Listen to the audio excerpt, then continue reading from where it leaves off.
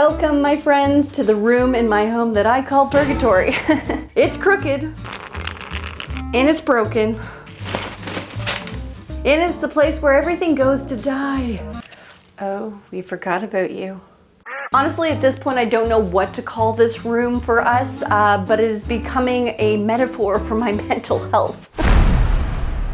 I'm just kidding, but we do need to fix this like yesterday. So all we can do is just get started.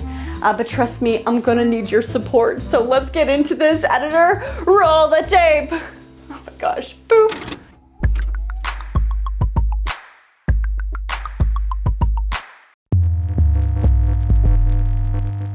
This video is sponsored by AG1.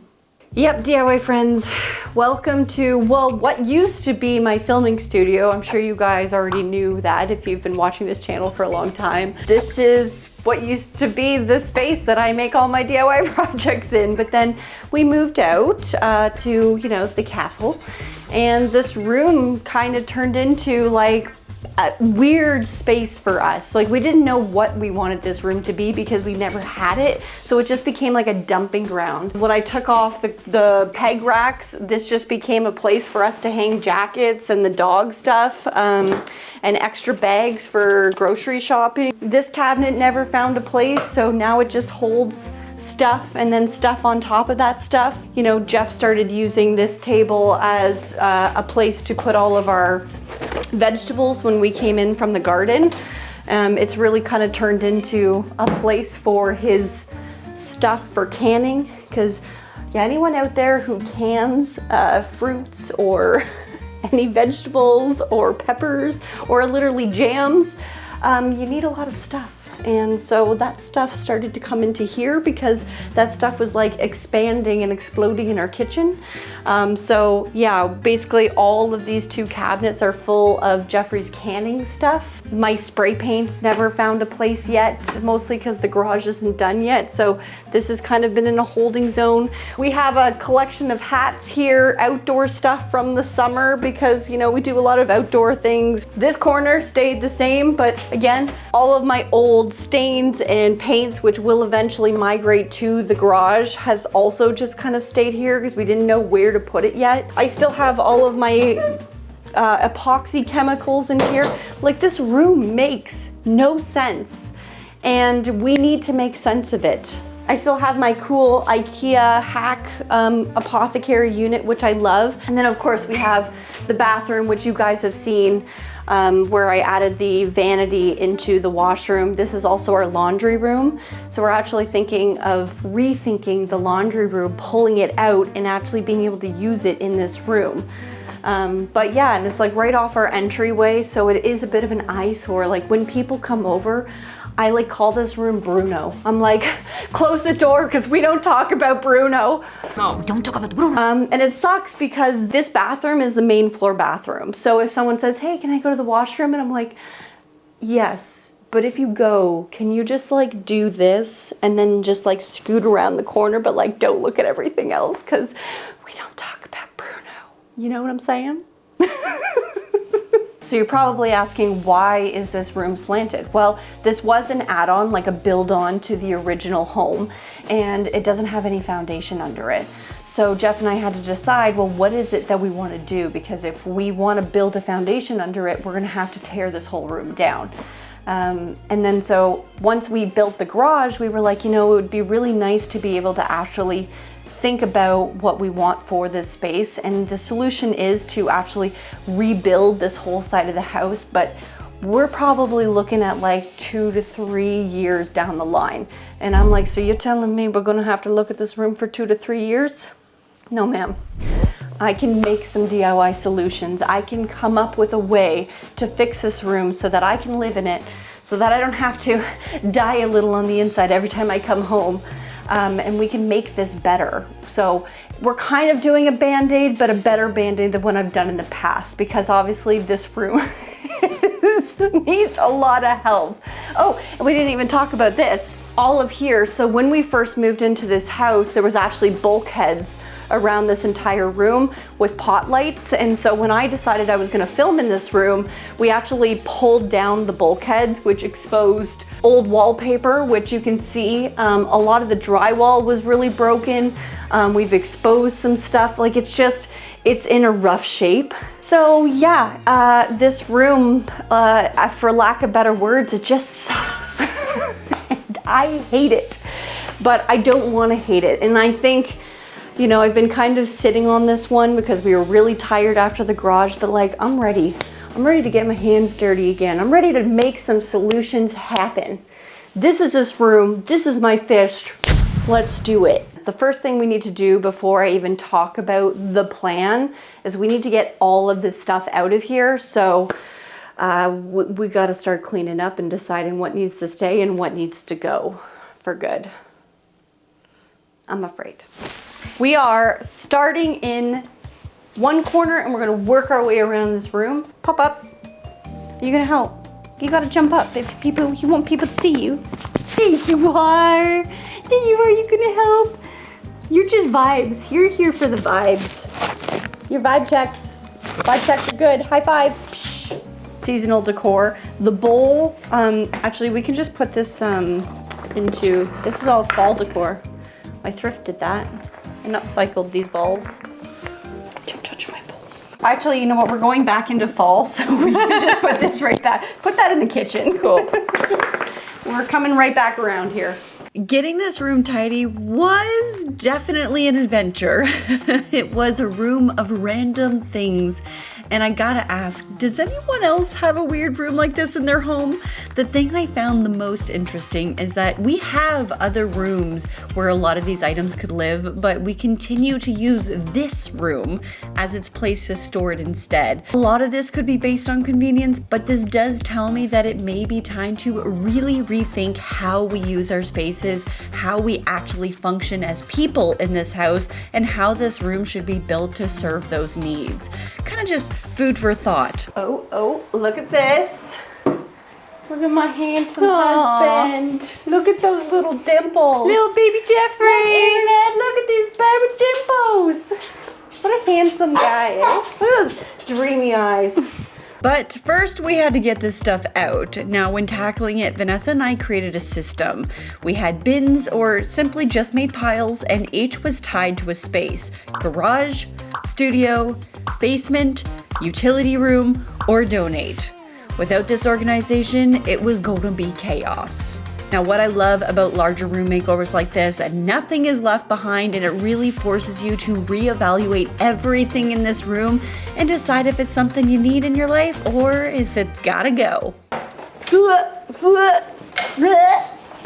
Sorry, Mr. Spider, but you're gonna have to vacate. I haven't collected rent in quite some time, so you're getting evicted. Hey, you better run, Spider. Ha! Take that. Huzzah! Yeah. Take that, cobwebs. I was scared for my life. Well, DOA friends, there's two things that I know. One, I definitely have spiders in my hair, and two, we got a lot done today. I can't get over the fact that this room is empty. It feels so weird. There's so much work to be done in here. Like, I cannot tell you how much I hate this room. But I cannot wait to love it. You know what I mean? I'm so there. I'm so ready for this transformation. I'm so done with putting a Band-Aid on this room. I mean, although we're putting like a bigger Band-Aid, this is a much more permanent Band-Aid that we can live with until we're ready to knock this house down. I'm excited for this, but all of this is done. Some things are getting donated, some things went to storage, some things are just being stored in the garage right now, but everything has found a home until we get this room done. So I'm excited. We just got to keep working and we got a big day tomorrow. So I'll see you then, friends. Yay!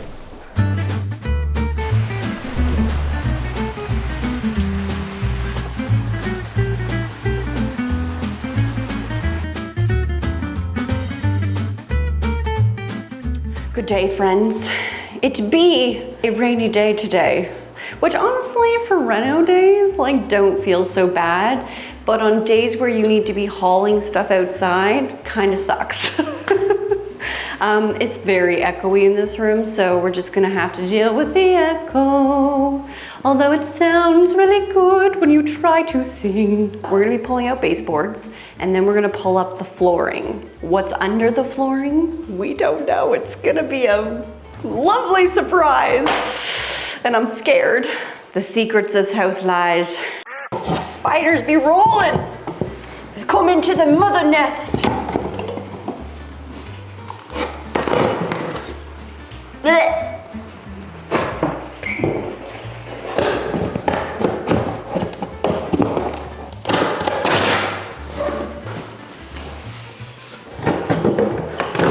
Oh God, there's holes.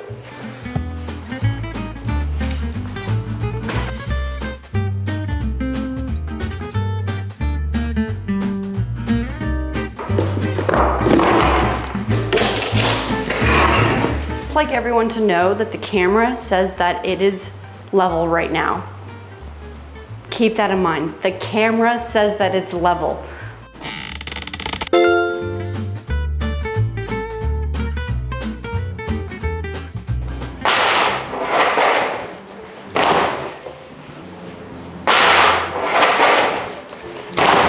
I am so tired, Same.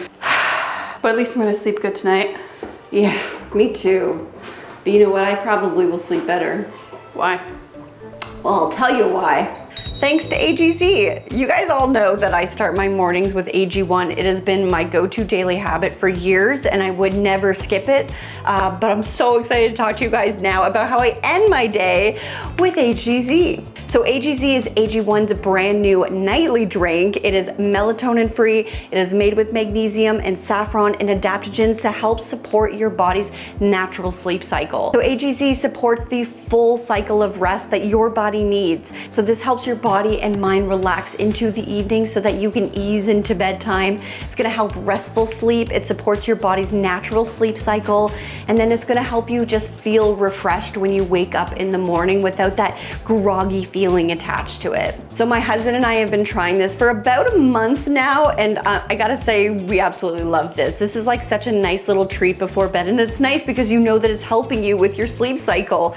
So we actually have two flavors. We have chocolate and mint. Chocolate's Jeffrey's favorite, but I love the mint chocolate one. It's my favorite. But it really has helped us feel less groggy. Like, I feel good when I wake up. I'm energized, and it's just been a huge game changer for me when I start my DIY days. So if you are ready to turn down the stress and focus on the rest, head to drinkag1.com/DIY Danie or scan the QR code to get a free frother with your first purchase of AGZ.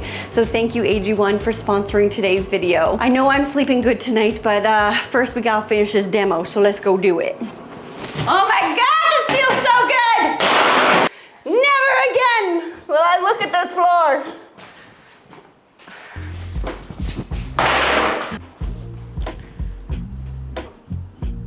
You know what, I've never noticed this, but even on that side, it kind of goes up and then it goes down and then it goes up again. It like has like a whole like wave throughout this entire floor. I've never wanted to tear down this side of the house more in my life. We have to get all of this out. So we're gonna go do that, and then we'll see you after that's done. One eternity later. Okay, well, the room looks so much different without all the flooring in it. It's crazy. Still have all of this to worry about, but I do have a board here, and I have a board, there. To get rid of, I need to get the boards down off this wall. There's an IKEA shelf that needs to come down there, and I need to get all the trim off. And then we are just gonna do some exploratory moments within this wall where I'm hoping that the washer and dryer are gonna be pulled out into. So basically, I'm not really worried that this is any kind of like foundational wall, because as you can see, there's like a gap that's open at the top here. So this is just a floating wall, so I'm not too worried. I'm just more worried that there might be electrical running behind it, so we're gonna have to check for that. Next steps, we're gonna pull off all the trim. We're gonna start investigating what's behind these boards, and then we'll start fixing up some walls. This room is like the room of nightmares. I might not have brought you Halloween content, but is this not scary, my friends? This is where nightmares are made.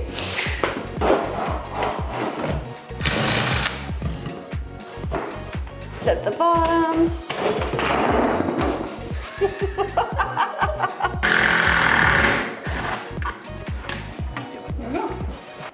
I painted around the 2x4s clearly. God.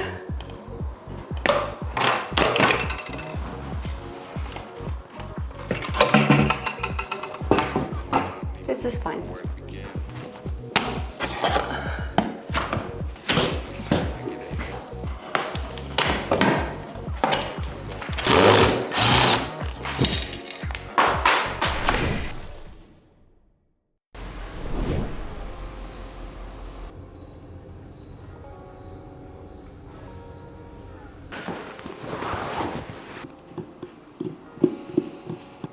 When I took on this room, I knew that there was going to be things that were surprising. I knew that there were going to be things that were like, ugh, we're going to have to get past.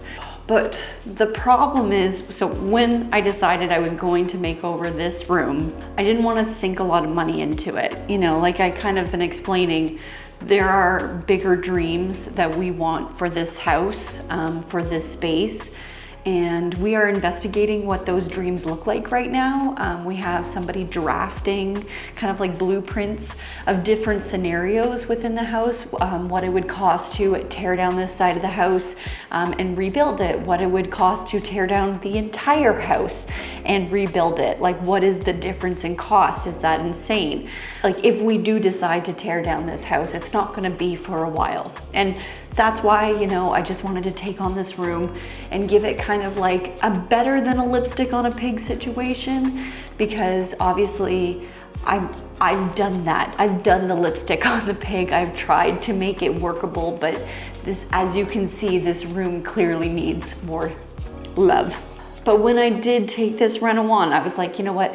I want to make changes to this room that are going to impact it in a big way, make it livable, make me proud of it, so that when people come over, I'm not like literally trying to like cover this space, being like, okay, everyone look that way, don't look this way. I don't want a room in my home to feel that way. As of like yesterday, end of day, looking at the walls, like I just want to rip all this drywall out. Truly, I just want to start over, but that is not what I was expecting to want when I started this reno, if that makes sense. And that is a bigger cost. I didn't want, like max, I wanted to invest in this space is like minimum maybe $2,000. And that's still a lot of money. But if I'm like ripping down walls and putting up new drywall, like I wanted to patch, I did not want to replace. And right now I just want to replace so bad. So I'm working against every internal DIY chaos person inside me that wants to just start ripping drywall down, because I know that I feel like I'm like facing every homeowner's nightmare of how much is worth it, you know? I think I just have to get over it. I think we just need to do the things that we need to do to patch this, to make it good enough, to make it livable. You know what I mean? And I hate saying that. Okay, let me show you what I want to do first. So up here, there's all this yucky no drywall, and there's a bunch of insulation that is popping out with no vapor barrier. I do want to tear out kind of like basically from here all the way to there. I want to remove that drywall, see if there's vapor barrier to be fixed, then fix said vapor barrier, and then add a new piece of drywall up there. Once that's done, we're gonna basically just start patching this room, fill in any holes. And then the last thing I want to do is potentially start creating a hole here for the washer and dryer, which is in this room. If you guys can see here, the washer and dryer is on like this side of the wall. So I want to move this way, and basically it's going to come out on this side of the wall. And so yeah, we're going to start there. That is the most terrifying part of the day, and we're going to get that done with so I can breathe, and then we'll see where we're at.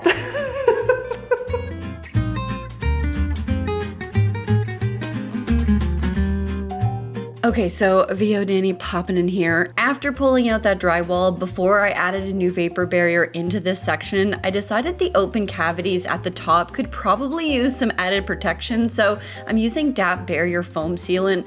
I love this foam. It helps block air, water, mice and other pests from getting in, and it's built for windows, doors, and just kind of pest entry points, which was exactly what this area was. And I was determined to make sure I never saw a critter get into my home again. Oh God. Of course, this will also help stop drafts, so I also did this above the other window in the room as well. After that, I started using tuck tape to seal up pre-existing vapor barrier that was chewed up by the critters that we don't speak of. And then I used some scrap vapor barrier from the garage to cut and place across the entire lintel above the door. This is just to ensure that we are good and sealed, baby. And now we just need to cut and add new pieces of drywall.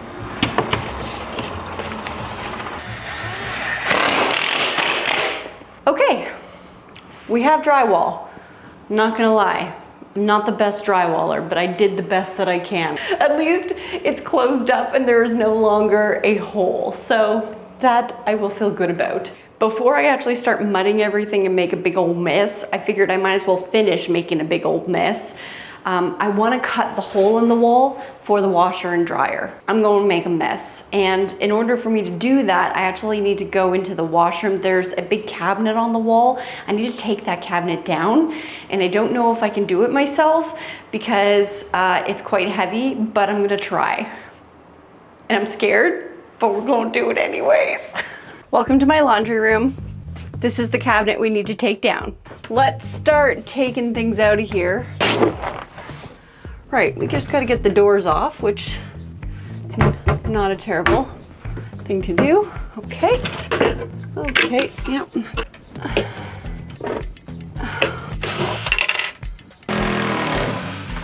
I mean, what's the likelihood that like a good old paint is probably holding this whole thing together?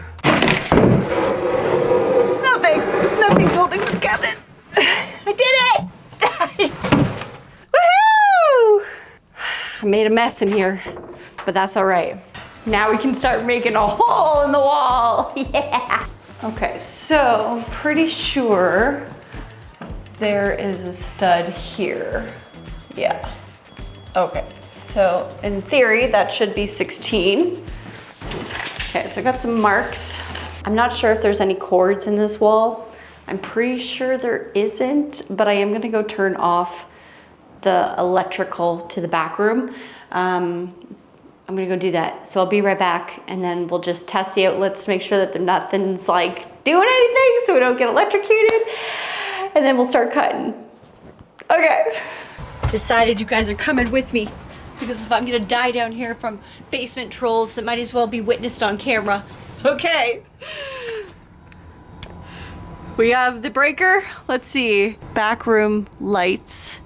Okay, so that's, I'm just gonna turn off this one, this one, this one.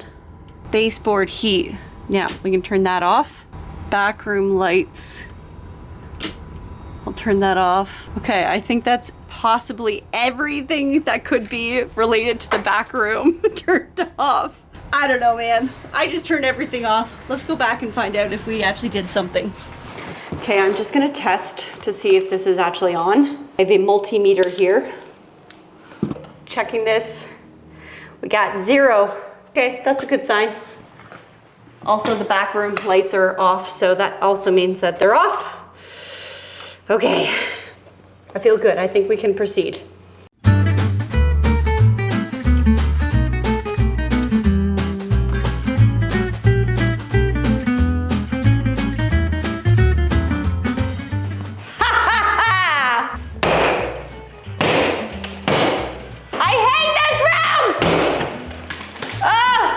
It feels so good.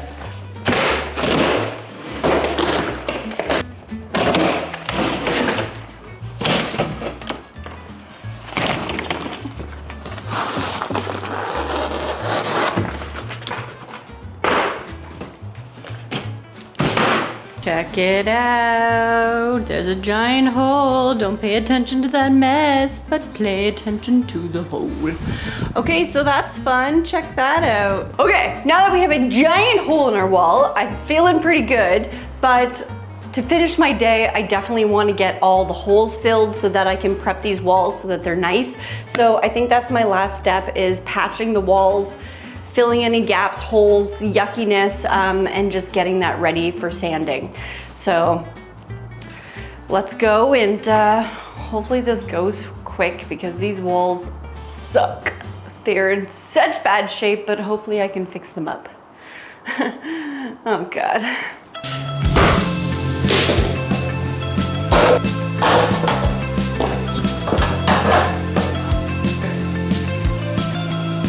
So VO Danie popping in here again, speaking to my conversation earlier. As much as I wanted to just rip down this drywall that featured this lovely old wallpaper and just start over, it just wasn't in the budget. So I thought, let's try and just cover it up with a light layer of drywall compound just so I could paint over it. But as I feared, this wallpaper showed me because it started to lift immediately. And this entire moment turned into 2 hours of me peeling away the top painted layer, which was the paint and wallpaper, leaving behind the underlayer, what I'm calling the wallpaper membrane. That's not a thing, but that's what I'm calling it today. Whatever you call it, it was still stuck to this wall, and with a little bit of water, it came off fine. And this, my friends, is why you don't paint over wallpaper. But this is what was left over from this operation, drywall, and it's officially gone. I kind of just scraped it all off. It was like a scab that, you know what, it just had to come off. And I was like, I'm just gonna do it. I'm gonna spend the next God knows how long, and I'm just gonna get this wallpaper off. And I did. And now it's off. Look at that, friends. I did end up having to spray the wall with some water, and as soon as I sprayed it with water, the gross yellowy part that was underneath the wallpaper just like peeled right off.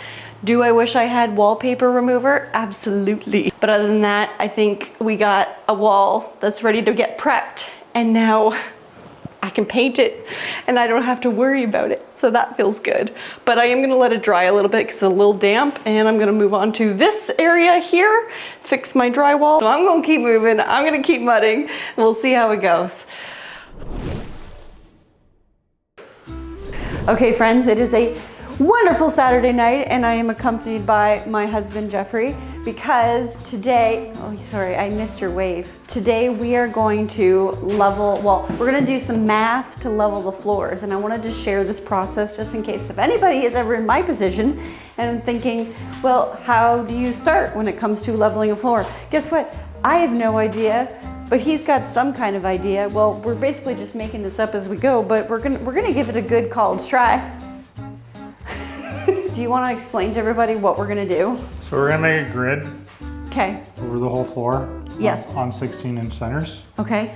And then we're going to measure using the level how it changes in elevation. Yep. And then we're going to design a floor joist setup that will fill in that hole. Yeah, because the plan was to take 2x4s, and then we're going to basically like cut those 2x4s to the right height depending on where it is in the floor. Yeah. In our wavy floor. Yeah. Okay. So they may come out like really far here and then not come out as far over there, or we'll see when we kind of get to it. Yeah. Do you have any feelings about us tackling this room? I wish we weren't. This is the least painful way of doing this, in my opinion. Yeah, agreed. Exactly. Okay, we need to cut out like 150 of these squares. Okay. 150, is that what you just said? Maybe more, maybe like 200. Do we need safety glasses for this? No. There's gotta be a better way than this.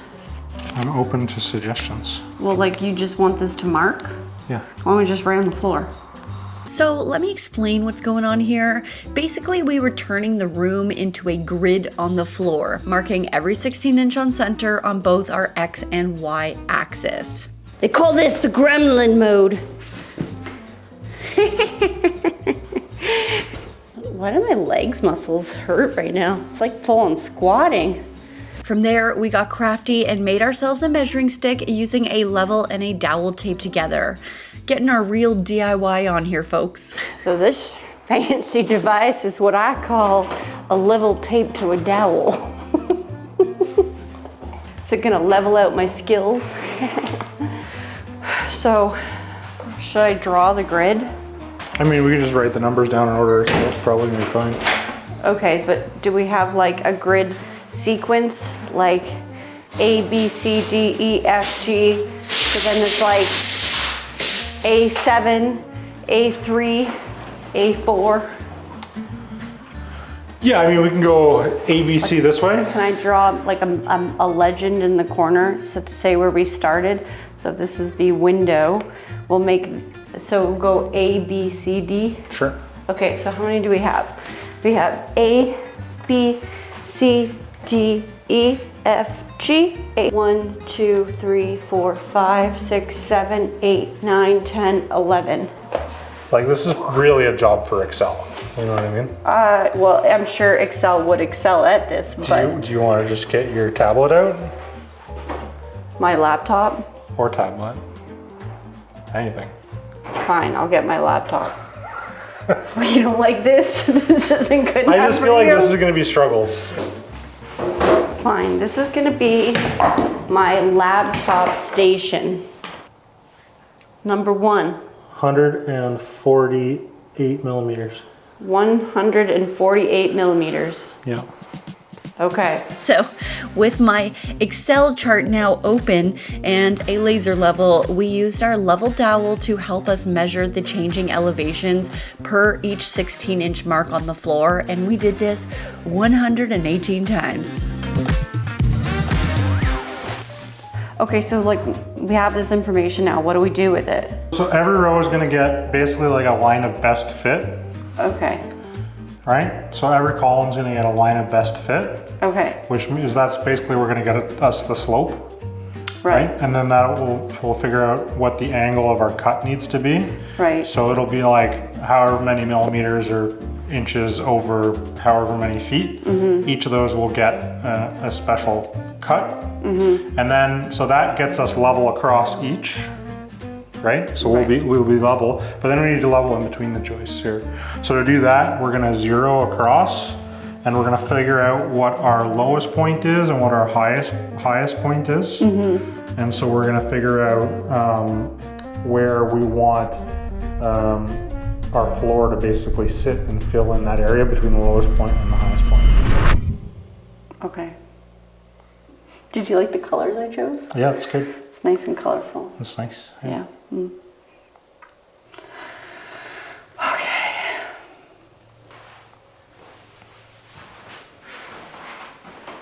What I've learned here is that I hate this room more than I thought I did. But I am excited to finally have level floors. And because I love DIY so much, I decided the best way to spend my Saturday evening was getting a head start on a bit of sanding over the new drywall areas. Woohoo! Talk sexy to me or what? And then once the sanding was done, I did another light layer of drywall compound on top.